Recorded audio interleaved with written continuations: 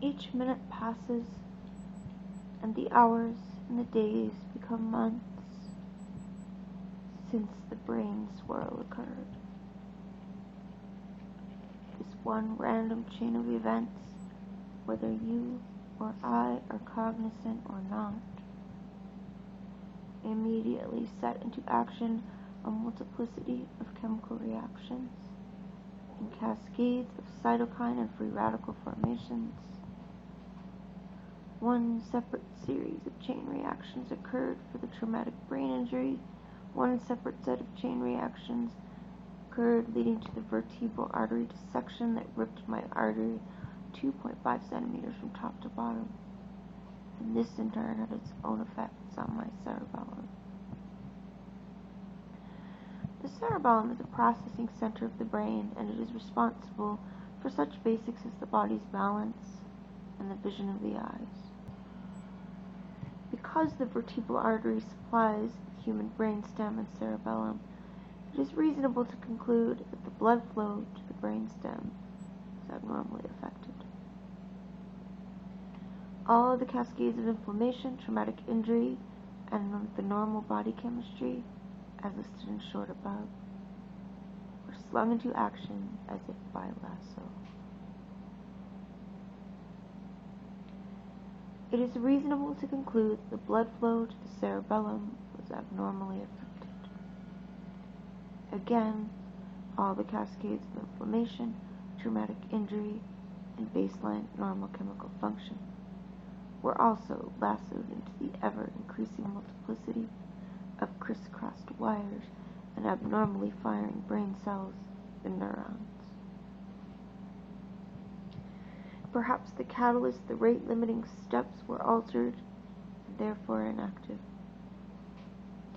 Perhaps some chemical reactions encountered end compounds that produced an abnormal cascade that further altered all the abnormal cascades that were in the parenchyma of the brain, the vessels to and from the brain, and the very substance of the brain stem, which controls such basics as respiration, vomiting, heart rate, blood pressure, and life.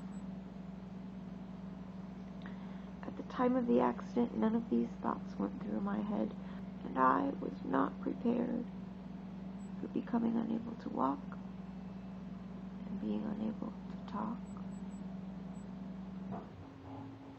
I was not prepared to use my brain harder than ever before,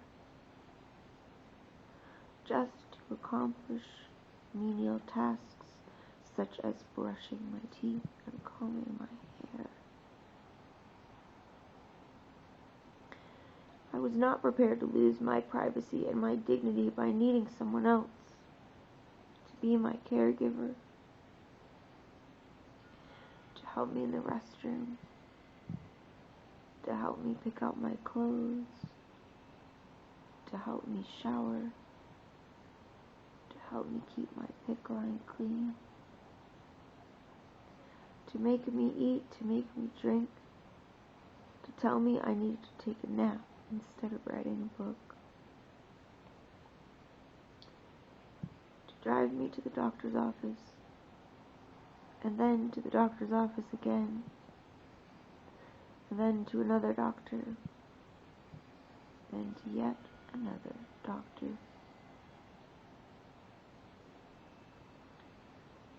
The next morning I took the truck into our favorite shop, Brotman Auto Body. Right away the mechanic inspected the truck. He pulled me out of the waiting area and took me outside for vehicle inspection. He took off his cap, scratched his head, and pointed to the broken rear axle. He got out of his crouched position under the car and shook his head as if it was unbelievable. "You got hit really hard," he said. He walked me out of the sun to the indoors, where I sat in another stupor as the shop kindly arranged for me to be picked up by Enterprise Car Rental Agency. I I did not realize the gravity of my condition, and I believe that doctor after doctor after doctor ran out of ideas or suggestions. That's when Mike got others involved and led me to my initial saviors, Larry Koo, MD, neurosurgery, and Justin Dominic, MD, neurology. They saved my life. Dr. Dominic, rightly as it turns out, told me not to lift anything over 5 pounds. We were moving, and I insisted on carrying heavy things just as I always have. Some would call me a professional mover, as I had successfully relocated way too many times for the counting. Ask my son. He remembers all the moves. But I did heed Dr. Dominic's advice as usual, and kept away from lifting heavy objects for the next 2 to 3 years. By chance, Dr. Koo sent me to a nationally known cardiologist whom he knew. Dr. David Canham actually came up with a diagnosis after he performed the tilt test on me. Dysautonomia. Never learned about it in medical school, never even heard of dysautonomia. Never saw a patient with dysautonomia, and I had no idea what it meant. Just like many of the doctors today who have not heard of it and do not know its implications. Does your university hospital and or your cardiologist have the tilt test available? Not all of them do. If there is no tilt table available to assist the clinician in documenting abnormalities leading to unconsciousness, I found that I had to go wherever the tilt table was. Hence, off to Good Samaritan Hospital in Los Angeles, California. To me, I compare what I have to that of someone with home oxygen who also has a diagnosis of pulmonary hypertension, PHTN. I have great respect for the fragility and delicacy of a person with PHTN. Patients with PHTN are apt to crash with fast changes in body water content or IV drugs that have immediate and stark results. Since doctors are to do no harm, and the population, mostly women, suffers with PHTN, I simply believe that there is a more widespread knowledge amongst the female doctors regarding most likely a female patient having this disease, PHTN. It is a diagnosis that requires one to proceed with caution, a diagnosis that is respected for its ability to cause death simply by placing an arterial line in the wrist. This was my area of expertise in research, investigating the disease and treating it with different medications. All those regal graduations with cap and gown as I graduated California State University, Northridge, cum laude, and was presented with one of 3 outstanding student awards. Both as an undergraduate and a medical student, I participated in medical research. I presented our research at meetings, winning research awards, ribbons, and collecting pins of distinguishment for display on my white jacket lapel. Okay, baby seat is tight, puppy is well contained, and happy after a drink of water.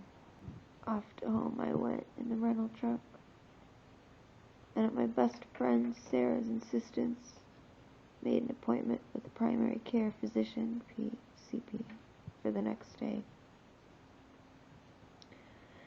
In the interim, I was sleepy. Sleepy, sleepy, sleepy. I knew that something was going on in my head, but I wasn't sure what it was. Just leave me alone and let me sleep. I was so tired that I could literally lay on the family room sectional couch and be asleep in less than 5 minutes. Months later, I learned that a spinning torque injury could be extremely toxic. In the meantime, I began to sleep for hours a day and was asleep before my husband came home from work. Sarah was so worried about me that she had me call her before I slept, and again when I woke up. Bless her heart. This one paragraph was written on June 2nd, 2009. I started at the beginning of this book and ended up editing here and there, changing words and phrases.